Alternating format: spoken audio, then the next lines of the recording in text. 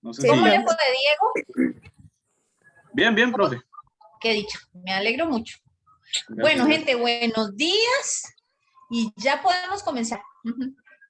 me avisan si me dejo de escuchar. Gil, la presentación.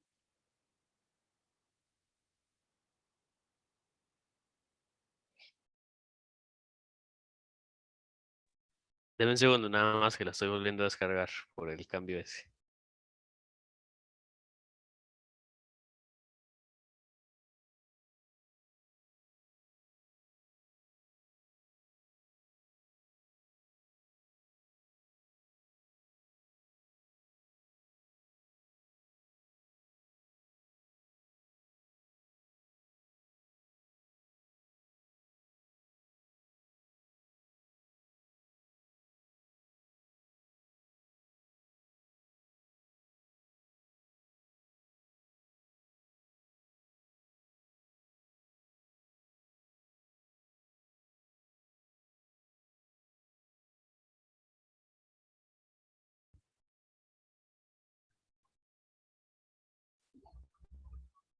¿Qué pasó, chiquillos?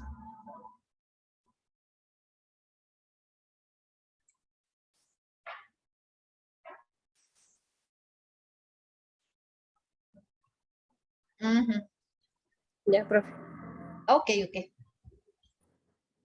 Listo. Bueno, buenos días, compañeros, compañeras y profesora. Nuestro tema de investigación es la clasificación de los títulos valores por su ley de circulación. Siguiente, Gil. Bueno, para empezar vamos a dar algunas definiciones generales.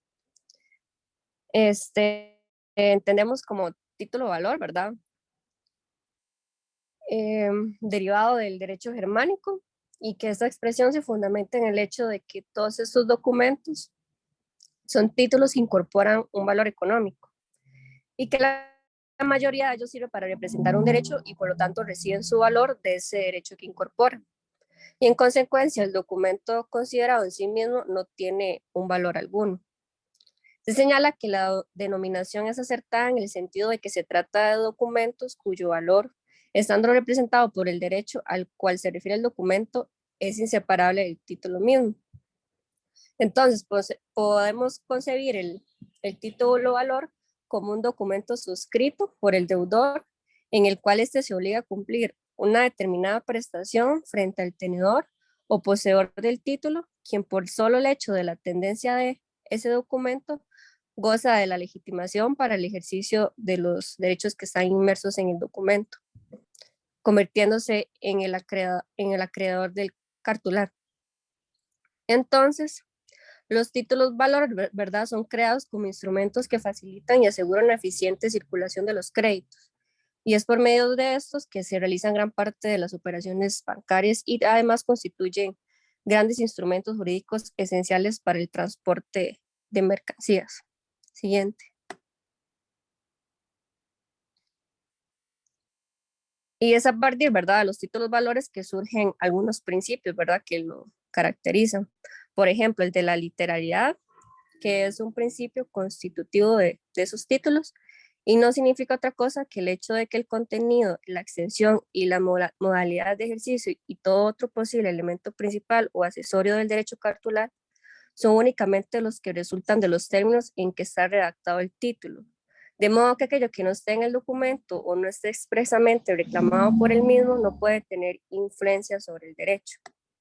También tenemos el principio de autonomía, y este principio consiste en que todo aquel que adquiere un derecho contenido en un título o valor adquiere un derecho a título originario y no a título derivado. Y eso significa que cada uno de los tenedores del documento tiene un derecho propio independientemente de los tenedores anteriores.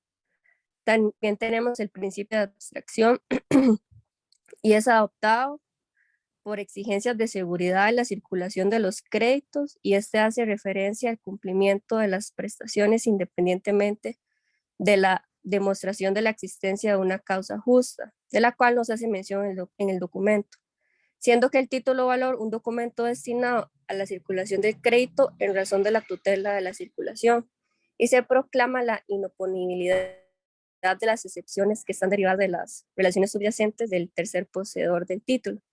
Y es de esa forma que se produce una separación de, ya sea de la relación cartular respecto a las relaciones subyacentes a la emisión y a la circulación cambial. También tenemos el principio de circulación y este nos dice que, ¿verdad?, que el título puede pertenecer sucesivamente a varias personas distintas y que esta circulación implica tanto la sustitución de la persona de legitimado e importa pérdida de la legitimación por parte de un sujeto y adquisición de legitimación por parte de otro sujeto. Y también tenemos el principio de legitimación y nos dice, ¿verdad?, que los títulos valores sirven como instrumentos de legitimación y que esto no significa que todos los documentos que tengan esa función de servir como medios de, ya sea de prueba para la individualización de la persona del acreedor a fines de la legitimación para el ejercicio de un derecho, no significa que estos sean títulos valores, ¿verdad? Sino la función específica de los títulos valores es la de ser portadores de un derecho literal y autónomo destinado a la circulación, lo que significa que ese derecho se mide exclusivamente por la letra del título y es autónomo para los sucesivos tenedores del título y también respecto de la posición jurídica que tenían los precedentes poseedores. Entonces, respecto a la ley de circulación, ¿verdad?, los títulos valores, estos pueden ser clasificados o títulos al portador, o títulos a la orden, o títulos nominativos, según sean extendidos a favor de persona indeterminada y se transmiten mediante endoso y entrega del título, o sea, según pagaderos a favor de persona determinada, pero necesitan para esa transmisión de la inscripción del mismo en el registro del emisor, y esta es la clasificación que sigue el Código de Comercio actualmente. Siguiente.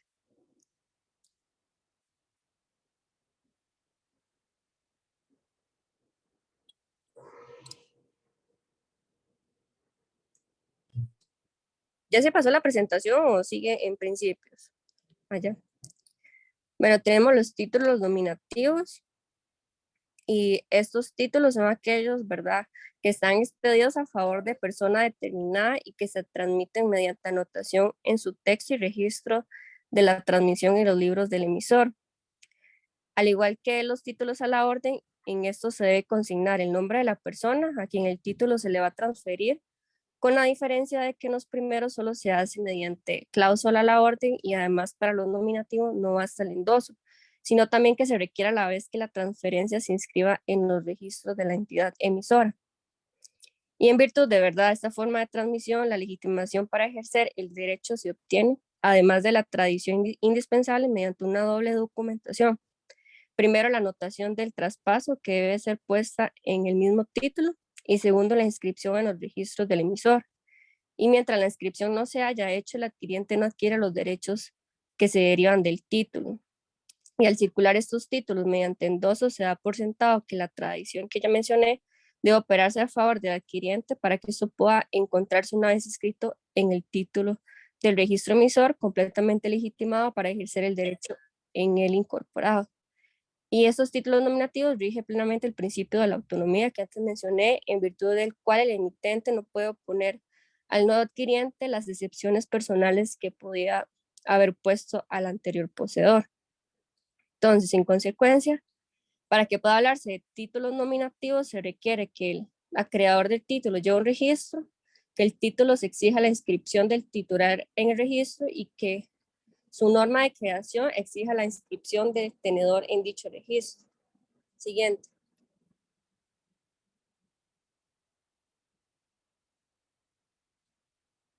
Bueno, en el Código de Comercio, en el artículo 687, se indica que los títulos nominativos son los expedidos a favor de persona determinada, cuyo nombre ha de consignarse tanto en el texto del documento como en el registro que deberá llevar al efecto el emisor. Y se establece que estos serán transmisibles por endoso nominativo e inscripción en el registro del emisor. Asimismo, se agrega que ningún acto u operación referente a esta clase de títulos surtirá efectos contra el emisor o contra terceros si no se inscribe en el título y en el registro. Y en estos títulos es perfectamente válida y eficaz una limitación a la circulación que puede ser puesta solamente por la persona emisora. Y esta limitación debe resultar del título o de los documentos a los que éste se refiere. Y también puede darse, ¿verdad?, esa limitación en el sentido de hacer depender la circulación del título nominativo de la voluntad del emisor, expresada a través de, ¿verdad?, de determinadas verificaciones. Y no basta entonces la forma tradicional de la transmisión, sino que debe darse además lo que es la voluntad del emisor o la verificación de de lo previsto en el estatuto. Siguiente.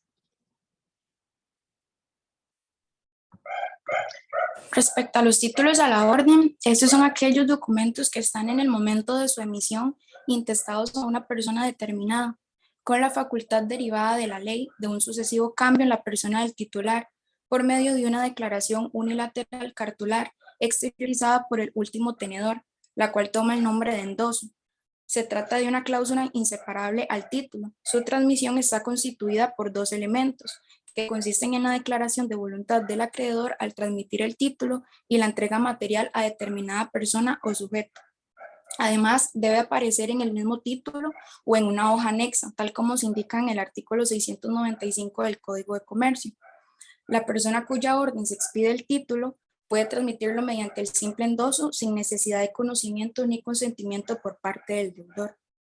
Por su parte, el artículo 693 del Código de Comercio los define como aquellos que se expiden a favor de una persona o a su orden. Siguiente, por favor.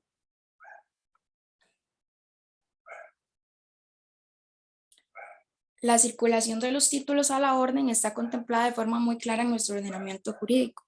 El artículo 694 y siguientes del Código de Comercio determina que la transmisión de este tipo de títulos se efectúa, mediante el endoso en blanco o nominativo del título y la entrega del mismo.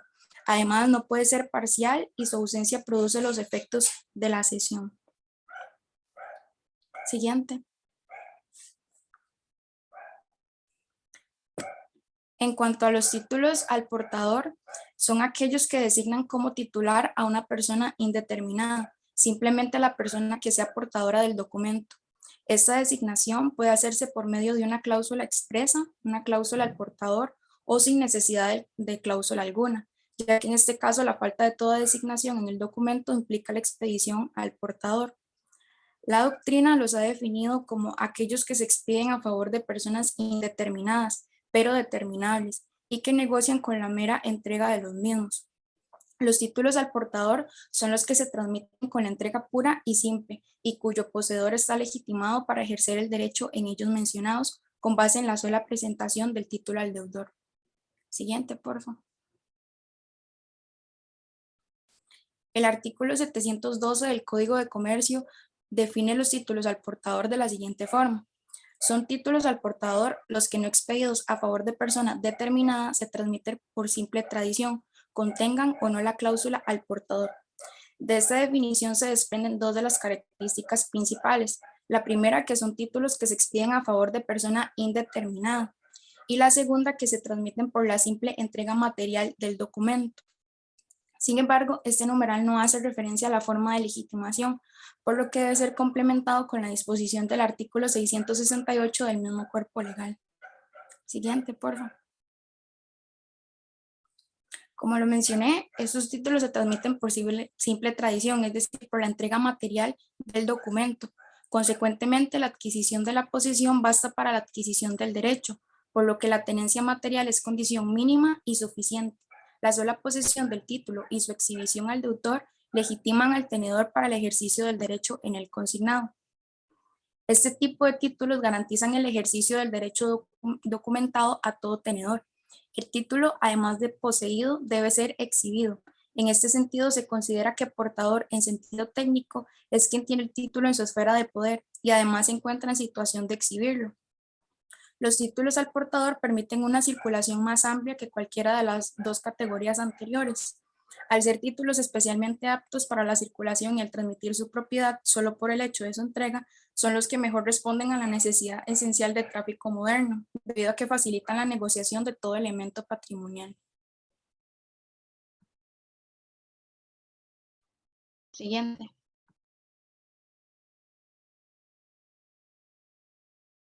Siguiente.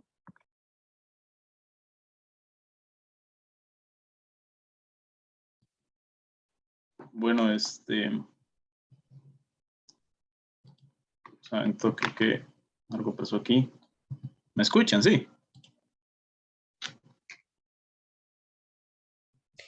Yo Hola, sí lo hola. estoy escuchando, yo sí. Ujú. ¿Sí me escuchan? ¿Sí?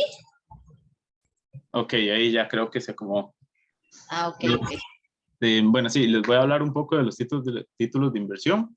Estos son popularizados principalmente por los Estados Unidos de igual manera como títulos de inversión o de participación. Son aquellos que atribuyen al titular una serie de derechos, deberes y obligaciones en el ámbito de una organización social. Son producto de la voluntad del emisor que mediante una única declaración de voluntad los emite en cantidades masivas. Pueden contener el derecho al pago de una suma de dinero o los derechos característicos del accionista de una empresa. Por ejemplo, el derecho a participar en las juntas de socios y en la formación de la voluntad social de fiscalizar el desarrollo y el cumplimiento del objetivo social de la empresa. Siguiente. Son conocidos como títulos de inversión debido a que solo mediante este tipo de títulos es posible accesar al ahorro público. Por ejemplo, las acciones y obligaciones de las sociedades anónimas y los títulos de deuda pública. Es de esta manera como podemos decir que se trata en su totalidad de documentos seriados y numerados emitidos en masa que presentan todas las propiedades de los títulos valores. Como bien mencionamos antes, la dualidad de la denominación se le debe a los Estados Unidos, pues en esta legislación es que se unieron ambas categorías, la de títulos de participación por un lado y la de títulos de inversión por otro, para crear así una sola categoría. Sin embargo, existen un par de claras diferencias entre ambos, como lo son. Número uno, que los títulos de participación representan por lo general un derecho de índole patrimonial, no de crédito o de administración, como es el caso de las acciones. Y número dos, que los títulos de inversión presentan como característica primordial el contener un derecho de crédito, sin que esto implique que sean de naturaleza cambiaria. Siguiente. Bueno, respecto a los títulos seriados o en masa, también conocidos como títulos estandarizados, en corto podemos mencionar que estos son valores emitidos por un mismo emisor con iguales características de nominal, plazo, tasa de interés y fecha de vencimiento. Se trata en su totalidad de documentos seriados y numerados emitidos en masa. Dentro de sus características podemos encontrar la fecha de emisión, que la fecha de apertura de la emisión a partir de la cual se contabiliza el plazo de vigencia del título, la tasa de interés facial, que son tasas fraccionadas variables con referencia a índices y se entenderá que esta quedará fijada 2 días antes de la fecha de emisión. El valor facial, la periodicidad, la fecha de vencimiento del título, que la fecha de vencimiento deberá de ser fijada en día hábil, el plazo. Para poder fijar el plazo se deberá considerar que un mes es igual a 30 días y un año es igual a 360 días, la moneda y la ley de circulación. Es importante mencionar a este punto que los emisores tendrán plena libertad para fijar las características de la emisión. Una vez fijadas dichas características, permanecerán invariables. Siguiente. Desmaterialización de los títulos valores. Bueno, podemos decir que es un fenómeno muy conocido en el área del derecho comercial. Actualmente vivimos en una sociedad dinámica en la cual se llevan a cabo constantes avances tecnológicos e informáticos y han realizado aportes muy significativos en el área del derecho comercial, concretamente en el ámbito de los títulos valores. Estos en sus inicios mantenían una fusión indisoluble entre un derecho de naturaleza incorporal o material y un documento de carácter material o corporal. Debido a su gran variedad y a su excesiva expansión a nivel cuantitativo, la circulación o transmisión de los títulos en su forma documental comenzó a resultar complicada. Esto evidenció los peligros y los costos que implicaban las operaciones realizadas con títulos físicos. Este incremento desmesurado generó el fenómeno denominado como la crisis del papel, y por ende, con el propósito de enfrentar y superar la crisis, se iniciaron algunos intentos por desahogar los mercados bursátiles y agilizar la negociación de los títulos en los mismos. Siguiente.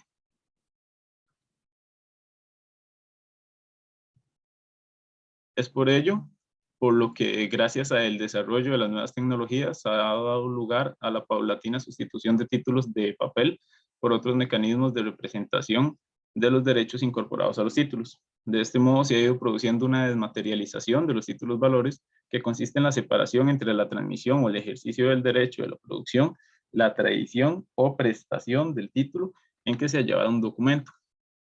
En síntesis, se dio la supresión del soporte documental de los títulos valores, es decir, el papel desapareció para dar paso a un soporte electrónico.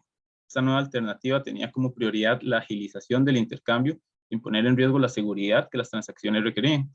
El creciente desarrollo de la ciencia informática y la incesante necesidad de suprimir el trasiego o movimiento masivo de los títulos valores fueron los dos factores que propiciaron el proceso de la desmaterialización de los títulos valores. Siguiente.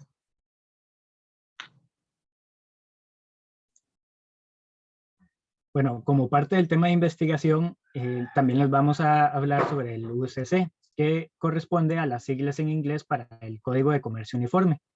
Este es un código completo muy importante que se utiliza en los Estados Unidos para regular el comercio en sus distintos niveles. Algunos incluso lo consideran una de las partes más importantes del sistema legal estadounidense. El Código Uniforme de Comercio es la ley aplicable a la venta de mercaderías y ha sido promulgado en 50 de los estados, con excepción de Luisiana. A medida que la economía creció a principios de lo que sería el siglo XX, surgió la necesidad de regular las transacciones comerciales de manera uniforme. Y es a través de este código que se protegen tanto a los negocios como a los individuos. El siguiente. Ahora, ¿cómo se crea el código? Los expertos que trabajan en el sector comercial y han estudiado derecho comercial redactan los borradores del código. Estos no entran en vigor hasta que son revisados y aprobados por la Conferencia Nacional de Comisionados sobre Leyes Estatales Uniformes. A veces se presentan varias solicitudes de revisión antes de que el grupo apruebe la versión final. Siguiente.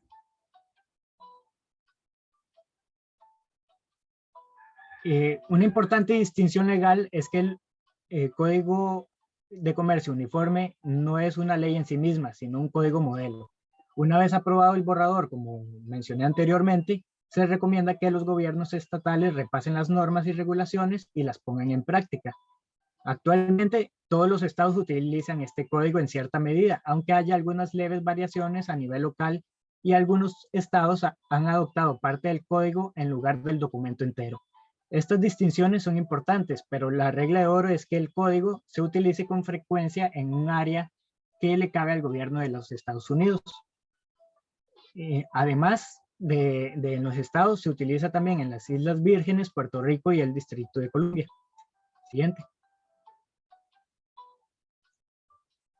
Ahora, el código se utiliza para regular acciones comerciales, aunque esta es una forma bastante general de interpretarlo. Algunos ejemplos más directos que cuestiones que pueden verse impactadas por el código son, por ejemplo, la conformación de arrendamiento de equipos, edificios, bienes, el préstamo de dinero y otros activos, la creación de contratos comerciales, la venta de productos, ya sea a consumidores individuales o a otras empresas. Dada que el mundo empresarial es muy dinámico, gracias a la invención de Internet, por ejemplo, el código siempre se está actualizando para reflejar esos cambios. Como puede ver, no obstante, la mayoría de las áreas generales de operación comercial están sujetas a eso. Los 9 artículos de este código constituyen un grupo de leyes que rigen, como ya lo mencioné, la venta de bienes, alquiler de bienes, instrumentos negociables, depósitos bancarios, transferencias de fondos, cartas de crédito, entre otros. Siguiente.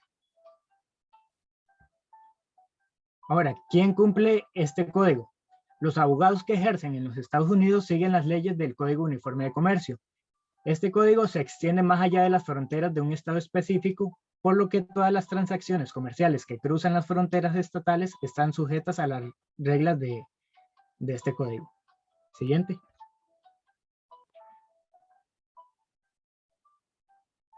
Finalmente, el código cubre las transacciones relacionadas a la venta de bienes y transacciones comerciales. La venta de bienes hace referencia a la compra o venta de productos tangibles. Las transacciones comerciales incluyen muchas actividades bancarias, como cheques personales, bancarios, certificados y de caja. Además, las transacciones de la cuenta de mercado monetario también están cubiertas por este código. El artículo 1 provee un resumen y definiciones de diversos términos. Los artículos 3, 4 y 5 son algunas de las secciones más utilizadas. El artículo 3 trata los instrumentos negociables como cheques. El artículo 4 cubre las transacciones bancarias. El 5 hace referencia a las cartas de crédito entre dos partes, en donde una promete pagar a la otra cierto monto en cierta fecha. Y el artículo 6 y 7 trata las transferencias por volumen y transportadores de bienes respectivamente. Las transferencias por volumen mencionadas en el artículo 8 abarca compradores de inventario específicos donde el inventario es comprado en cantidades significativas.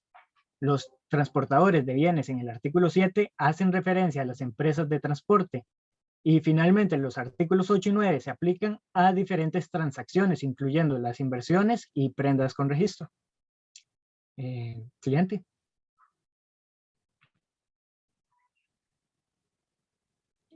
Y esto sería por nuestra parte. Entonces, muchas gracias. Gracias, chiquillos. Gente, quiero preguntarles dos cositas. Todos me mandaron la tarea, ¿se acuerda? De hacer los títulos valores. Cuidadito no, ¿verdad? Yo recibí algunos, pero no estoy segura de que todos me lo mandaran. Aquí, levante la mano, ¿quién no lo mandó? ¿Gente?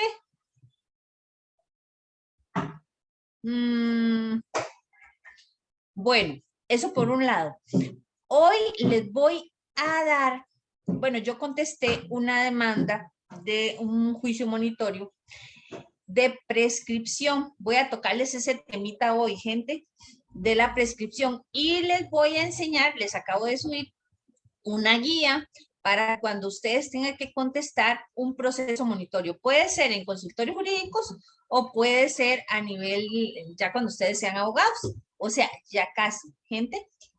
Entonces, ¿quién ahorita tiene el host para que me proyecte la presentación un momentito? Si me hace favor.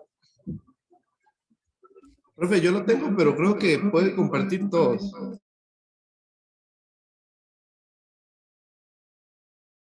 ¿Qué pasó? Que yo lo tengo, profe. Ah, póngalo, póngalo. Fue lo último que está en el chat, porfa. Perfecto, voy a descargarlo. Pongan atención, chiquillos, pongan atención. La parte práctica de todas las materias que ustedes están viendo es muy importante en este momento porque ustedes ya van a salir.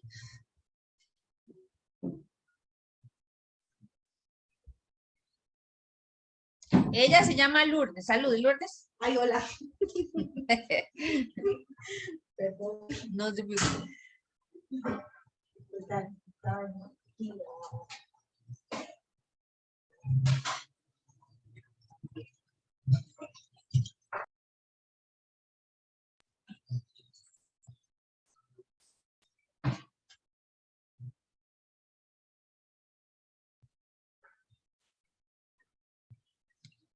Ok, vea, gente, vamos a ver. Pongan atención, no les estoy viendo las caritas, desgraciadamente, ¿verdad? Porque de esa manera yo me doy cuenta si me están poniendo atención o no. El asunto es este, gente. Nosotros estamos viendo títulos valores.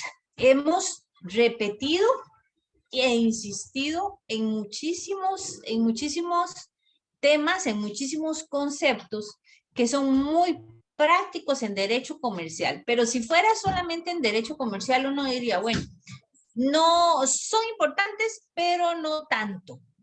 Pero, gente, esto es importante para absolutamente todo. Imagínense que tiene que ver con penal, ¿verdad? Con derecho penal, todo lo que tiene que ver con cheques, tiene que ver con civil, con incumplimientos contractuales. Gente, tiene que ver con estafas, tiene que ver, vamos a ver a qué otros niveles, por supuesto todo lo que son los juicios monitorios, ¿verdad? Tiene que ver con procesos de confesión anticipada porque podría ser que el documento esté mal hecho, ¿verdad? Entonces, los títulos valores nos llevan a nosotros a diferentes etapas, gente, a diferentes etapas. Ya hemos dicho y repetido que los títulos valores no son solamente de cobro. Hay títulos de participación, de representación de mercadería y de cobros. Nosotros podríamos preguntar, bueno, ¿cuáles son los títulos valores que más se utilizan? Yo me atrevería a decir, de verdad me atrevería a decir que los que más se utilizan son los de representación de mercadería, precisamente porque son los que se utilizan a nivel del comercio, y no solamente del comercio internacional, sino del comercio nacional. Esos son los documentos que se utilizan para trasladar bienes y servicios, no personas, ¿verdad? No personas, eso estamos hablando ya de taxis y otras cosas, no. La guía de porte es un documento sumamente utilizado absolutamente y a cada rato para trasladar mercaderías. Y acuérdense que se utiliza con los Incoterms, esa palabrita bonita, ¿verdad? Que ya vimos, que vimos algunos ejemplos, son precisamente los seguros que se utilizan para el transporte. Un señor un día esto me contaba, de la vida real, que él transporta camote, ¿verdad? Y ese camote se lo compra muy bien en China. Y va resultando que por la pandemia, me contó él, perdió en el barco que llevaba el camote $50,000. Y yo le decía a él, pero el asunto es que ¿qué pasó con los Incoterms? ¿Qué pasó con el seguro? Y me decía él, sí, me lo pagan, pero de aquí a un año.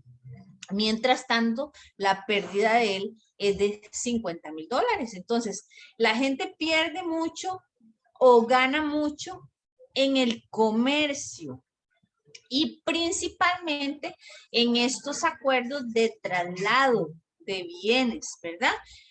Si nosotros, los países, fuéramos aislados, tendríamos muy pocos bienes, y eso es lo que ha pasado ahora con montones de containers que no entran a Costa Rica porque o no hay bienes que traer o no los quieren vender, o simplemente hay un embargo en determinados bienes, como lo hemos visto a nivel internacional, etcétera. Entonces yo me atrevería a decir de verdad que los títulos valores más utilizados son de compra y venta a nivel nacional e internacional, ¿ves? Y ahí es donde yo les rompo a ustedes la estructura mental que tienen de los títulos valores, porque en los títulos valores casi siempre dicen, uno, les recambio, pagaré, les recambio, cheque, ¿verdad? Y otra cosa importantísima, gente, para que les quede a ustedes la idea, hubo un auge en Costa Rica a nivel nacional de creación de sociedades. Una sola persona podría tener, ay, yo le hice a una sola persona, le hice, chiquillos y chiquillas, sin mentirles, 10 sociedades. Hubo un auge increíble, la gente se protegía por medio de las sociedades anónimas, se protegían porque ponían los carros en una, las motos en otra, la finca en otra, la casa en otra. Yo me acuerdo de un señor muy particular en eso. Entonces, el Estado logró ver ese auge hace unos años y no tenía el Estado ninguna ganancia, por decirlo así, con la creación de tantísimas sociedades. Pues entonces se inventaron, de ahí, porque fue un invento, el cobro del impuesto a la persona jurídica. Entonces, eso ha limitado la propagación todavía más de cantidad de sociedades. Más bien ha hecho que se eliminen sociedades. Con eso lo que le quiero decir es que pasamos al otro gran tema de los títulos valores, que son las acciones. Costa Rica maneja enorme cantidad de acciones a nivel nacional e internacional. Con la Bolsa Nacional de Valores se hacen trámites increíblemente grandes en cuanto a lo que tiene que ver acciones de sociedades, de las sociedades más grandes que nosotros conocemos. Entonces, también a nivel de acciones, vea que no de cuotas, ¿verdad? Únicamente de acciones se hacen muchísimos trámites. Entonces, los títulos valores que nosotros estamos viendo es algo que se ve a todos los niveles. Y ustedes podrían decirme, profe, pero es derecho comercial. Sí, pero es que el derecho comercial se mete con todo, con absolutamente todas las ramas, ¿verdad?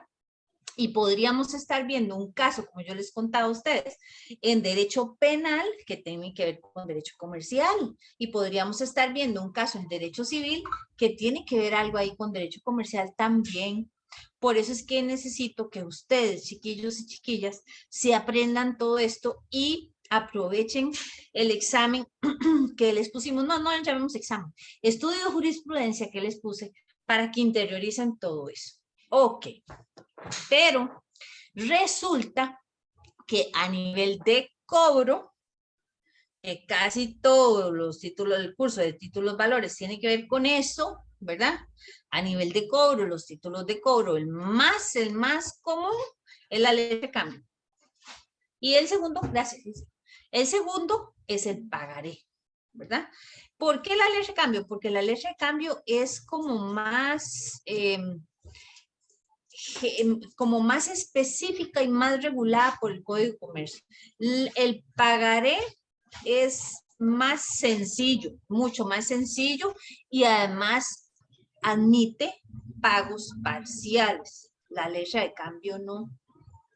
Bueno, ya para aterrizar en la vida real, vayámonos entonces al artículo 795 del Código de Comercio. Estos documentos, ¿verdad? Que son títulos, valores de crédito. Ahí no entra el cheque, ¿verdad? Títulos, valores de crédito. Estos se utilizan para representar una deuda.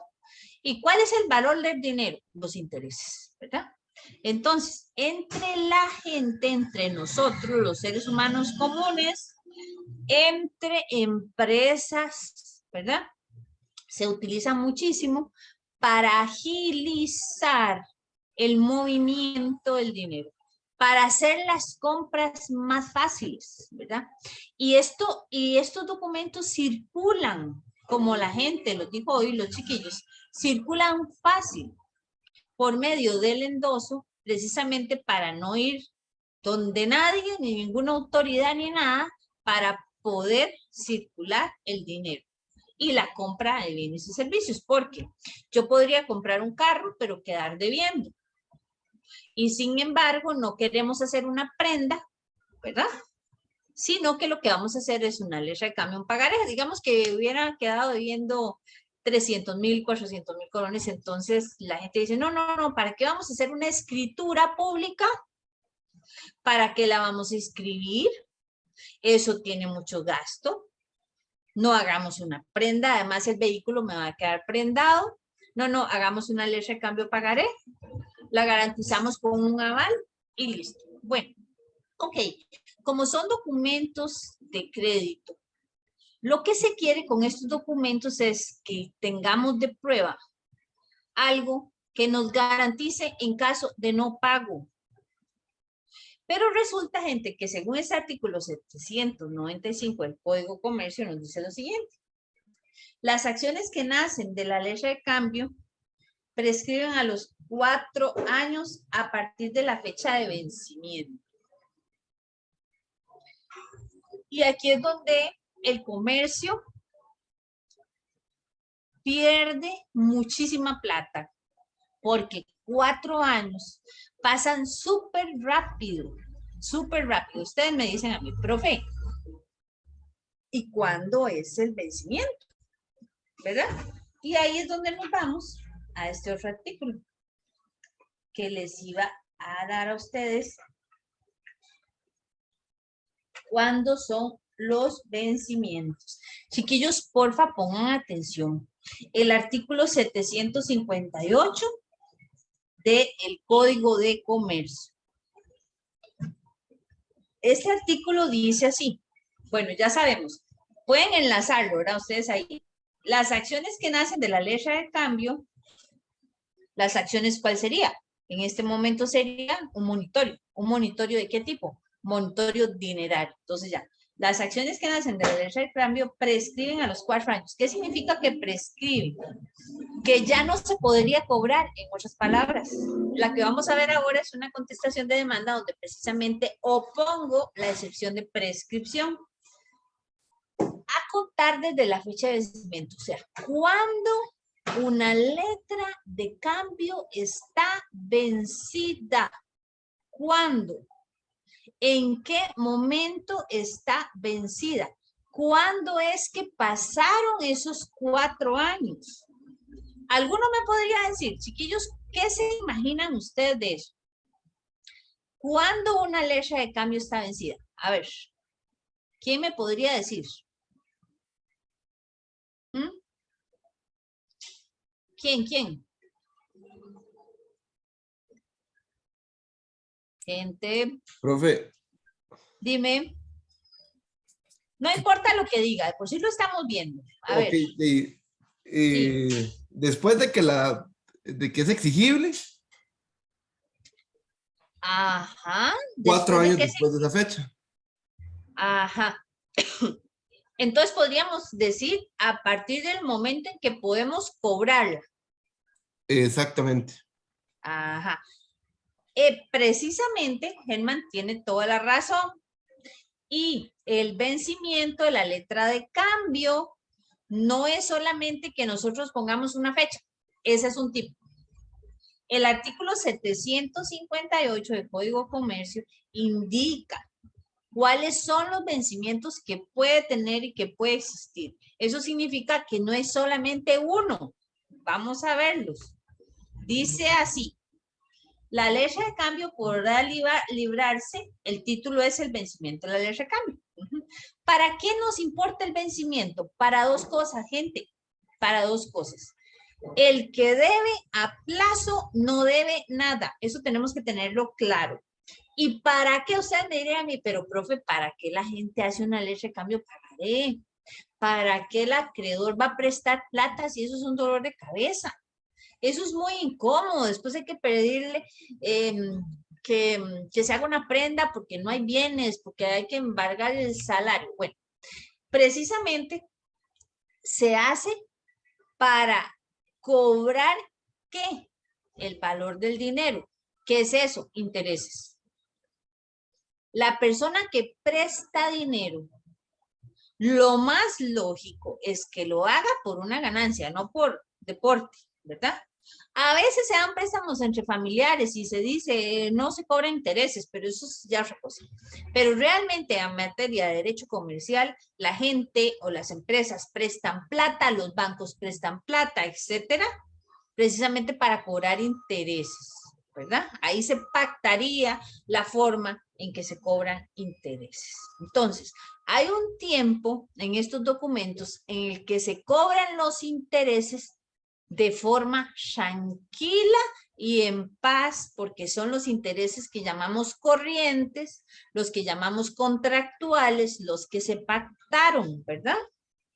Ahí usted los va pagando y va haciendo abono al capital.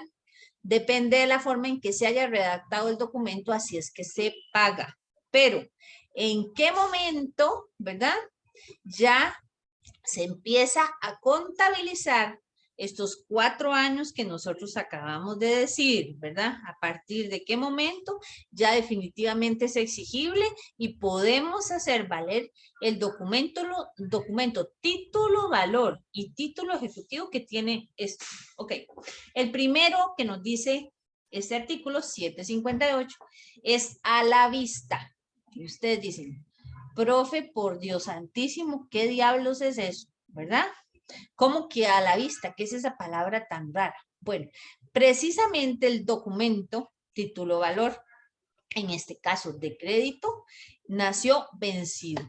Eso significa que en el momento en que a nosotros no lo dan, ¿verdad? El acreedor ya lo puede cobrar en ese instante.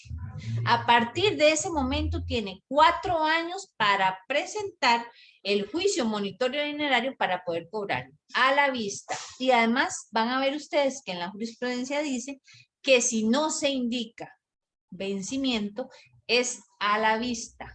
Entonces, en la misma fecha que se emitió, en esa misma fecha es que ya empiezan a correr los 4 años. Chiquillos y chiquillas, si hay algo que yo digo que no me di a entender, me preguntan por. Ok, ese es el A. El D, porque los otros 2 son más complicados, el D dice, a fecha fija. Es el más común. A fecha fija es cuando se indica en el documento una fecha en la que ya definitivamente la letra va a estar vencida. Entonces se dice, por ejemplo, este documento se pagará, hoy estamos 8, el 8 de junio del año 2022 en un solo pago. Entonces ya la persona sabe que ese es el último día que tiene para pagar. Eso es lo que más se acostumbra. Si fuera pagaré, se podría decir así. Este pagaré se hará por 5 pagos y el primer pago se va a hacer el 8 de junio del año 2022. Entonces, de la redacción de eso se concluye que tenemos que ver cuándo es el 9, ¿verdad? Después de 5 meses, de ahí en adelante, porque se hace por pagos, de 5, vamos a ver, de 5 pagos, 100,000 colones. Entonces, si no se ha pagado al último pago, ¿verdad? Ya estaría ahí vencido. Incluso mucha redacción de los pagarés dicen que con solo no pagar uno, ya la letra estaría vencida, ¿verdad? Entonces, a fecha fija es muy claro y muy sencillo entender cuando nosotros estamos contabilizando la prescripción de los 4 años. Y ustedes dicen, profe, pero es mucho, 4 años es mucho, no es nada. No es nada. Yo que he llevado procesos de estos, vea, me los traen a días. Y es que el problema es este, gente. No es solamente presentarle la demanda al deudor mediante un juicio monitorio dinerario con una letra, un título valor. No, es notificarlo. Y casi siempre la gente que debe se esconde. Y entonces hay que estar pagando notarios y notarias, lo más caro que hay, son como de 50 en adelante hasta 100,000 colones para que vayan a buscar a aquella criatura. Y si no la encuentran, gente, si no la encuentran, se pasan esos 4 años y chao. Lo que pasó en este caso que ahora vamos a ver. Ok, el B, el artículo 758, el B nos dice, a plazo cierto desde la vista. Aquí se empieza a complicar. Yo no entiendo para qué complican tanto la letra de cambio, pero bueno, la complican. A plazo cierto desde la vista, entonces, se pone una fecha a partir del momento de su emisión. Entonces, nació a la vista. Acuérdense que a la vista es que nace vencida, pero se pone 1 año o se pone 2 años. Entonces, ahí a plazo cierto desde la vista. Esa es otra forma. Entonces, ¿cuándo vence? Entonces, nos fijamos que diga exactamente vencimiento a plazo cierto desde la fecha tal. Entonces, nació vencida, contamos esa fecha y a partir de ahí son 4 años más. ¿Para qué lo hacen así? Yo no le encuentro sentido, pero bueno, existe esta forma de vencimiento. Después el C dice, a plazo cierto desde su fecha. Entonces, ponen una fecha, ¿verdad? Y le ponen otra más. Entonces, ¿a partir de cuándo se contarían los 4 años? A partir de la última fecha. Y usted me diría, mi profe, ¿cómo me fijo yo o cómo sé yo cuándo vence la letra de cambio? Bueno, sin excepción. A la vista serían todas las letras de cambio que no indiquen vencimiento. Entonces, nacen vencidas. Donde dice vencimiento, que se pagará, ¿verdad? Entonces, a fecha fija es fácil porque dice en tal fecha. Y las otras dos tienen que venir expresamente indicados si es a plazo cierto desde la vista o a plazo cierto desde su fecha. Pero hasta la fecha, lo que yo llevo de llevar juicios de estos, no he visto ni una. Sí he visto a la vista y sí he visto a fecha fija. Las otras dos no, porque me imagino que la gente lo ve bastante complicado. Entonces, en resumen, los títulos valores de crédito tienen una fecha de prescripción de 4 años. se contabilizan a partir del vencimiento. Y el vencimiento tiene 4 tipos, ¿verdad? Diferentes. Y para terminar y redondear, se cuentan 4 años y además tiene que estar notificado el demandado. Y eso es muy importante. O sea, si ustedes son abogados de una empresa que se dedica a hacer préstamos por medio de letras de cambio, ustedes tienen que saber, por favor, que no es solamente contabilizar los 4 años y como por arte de magia, ya yo presenté el documento y listo. No. Tienen que tomar en cuenta y prever y seguir, ¿verdad? A estos deudores. Porque la gente a veces, ¿verdad? La mayor parte del tiempo que debe, se esconde, ¿verdad? Se esconde para no pagar. Ok. Va a llegar el momento, como yo le estaba hablando con varias gente, de que nosotros todos vamos a tener que tener un correo electrónico autorizado judicialmente para que nos notifiquen. Esa reforma se quiere hacer actualmente con las sociedades. Esa reforma está actualmente en la Asamblea Legislativa, donde se les dice a las sociedades, indiquen un correo electrónico para notificarlo de todo. Entonces, imagínense qué fácil, notificar a una sociedad de que tiene una deuda y que se le venció el recambio, que lo pague, etcétera, etcétera. Ahora sería re fácil, pero actualmente no. Actualmente tenemos que perseguir a los deudores donde estén para que sea efectiva nuestra demanda. De lo contrario, los 4 años pasan, gente. Ok, vámonos ahora entonces a la contestación de demanda, que este es un proceso real, gente. Este es un proceso real que llevo aquí en la oficina, ¿verdad? Total confidencialidad de ustedes, chiquillos, pero bueno.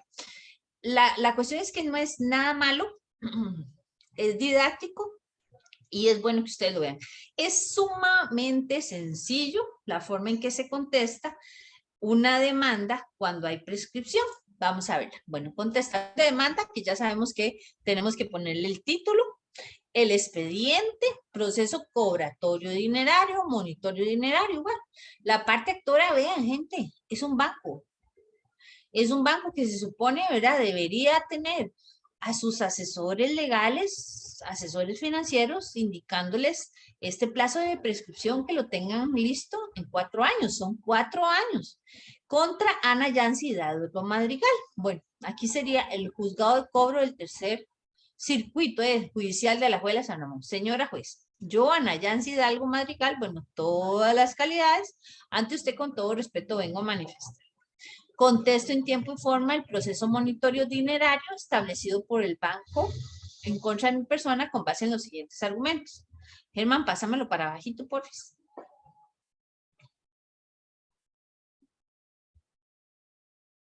Ok.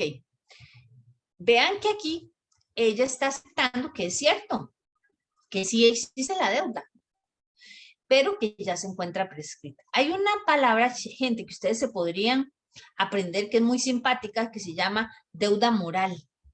Si esta muchacha quisiera, ella la paga, la deuda, porque la deuda existe, ¿verdad? Eso se llama deuda moral. Y tampoco el juez va a declarar prescrito una deuda si uno no lo alega. Entonces se convertiría en una deuda moral. Bueno, segundo, la fecha de vencimiento de dicha obligación era el 17 de julio del año 2017. No el 14 de mayo de este año.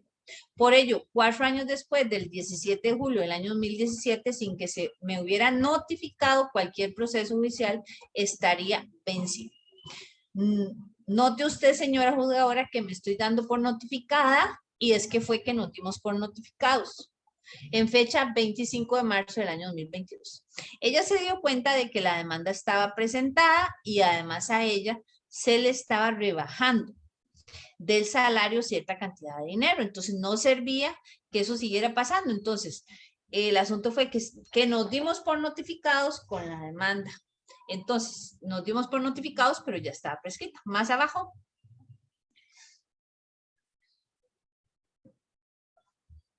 Ujú.